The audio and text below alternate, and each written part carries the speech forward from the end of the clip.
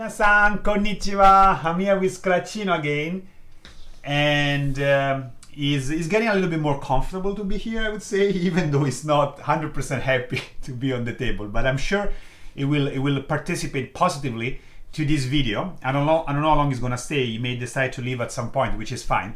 But he's a lucky cat, and I think we need a lot of luck as well in the next few weeks to get some good news about the borders. And as you can see, I'm back in Tokyo, and before I get into the detail of today's video, I want to say a huge thank you for all of you that have contributed sending and sharing photos using our hashtag, our photo event on social media. Thanks to you, we were able to reach a lot of Japanese people this time in such a very, very important time. NHK has published about our photo event already twice, and one of the messages shared using our hashtags was picked by an Asahi Shimbun journalist and Abema TV that we will publish hopefully some content soon as well about the event. A huge thank you to Cornelia for sharing her post. In general, this time, a lot of Japanese people who were unaware about the current issue with the borders became aware and started supporting us. This video main topic are the Japanese general elections that will happen the 31st of October. Are you going to vote, Scratchy? Let's see together with Scratchy here how the Japanese elections work. The National Diet, Kokkai in Japanese, is Japan's bicameral legislature. It is composed of a lower house called the House of Representatives and an upper house, the House of Councillors. There are two main parties in Japan, the Liberal Democratic Party, LDP, or Jiminto, which is conservative and has Japanese nationalism in their ideology, is a right-wing party.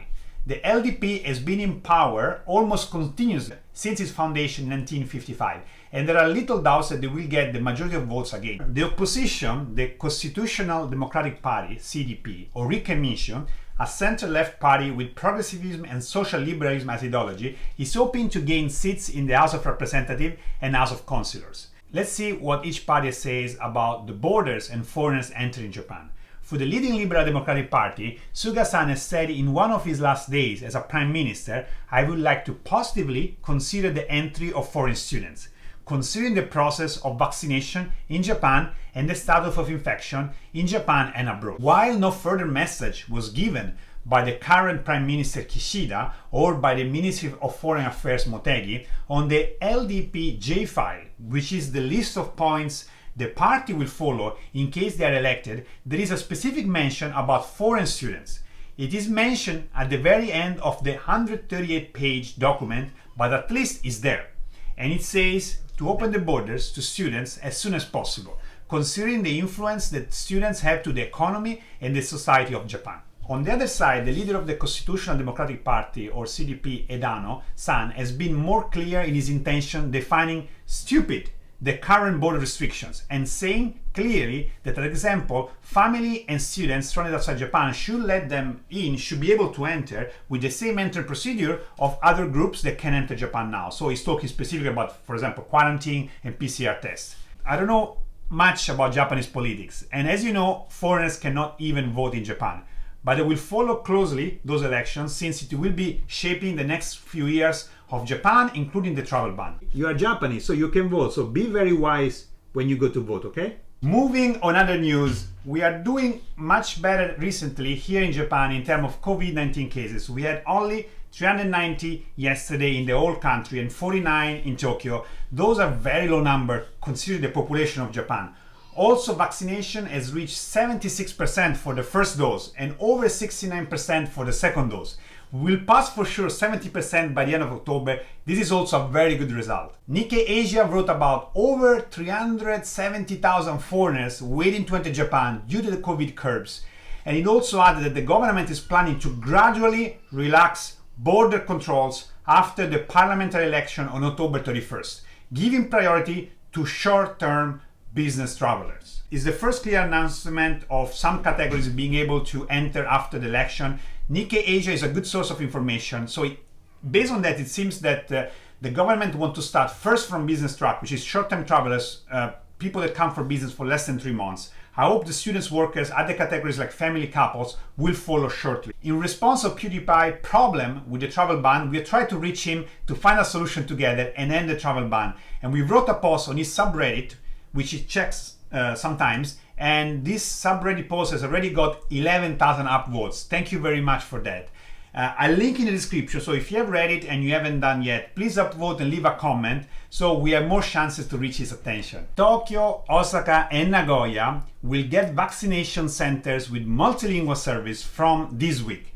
I hope that this is another sign that they are planning to introduce more foreigners shortly in Japan, so they are preparing to vaccinate more foreigners and they need multilingual support, especially for new foreigners that don't speak the language. Japan is considering removing the restrictions on shorter hours that are affecting now restaurants and shops that are closing 9 p.m., 10 p.m.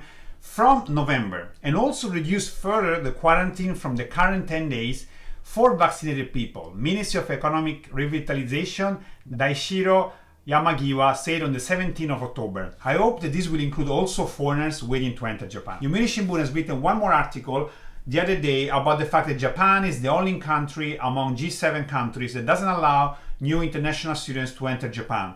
This could have an impact, quoting Yomiuri, not only on education and research in Japan, but also on diplomacy and the economy.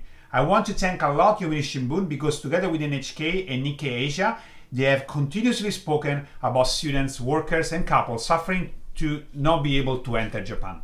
Japanese and US university professors urge Japanese government to resume visa issuance to international students with an official request to the Consulate General in New York, signed by over 600 professors from American and Japanese universities.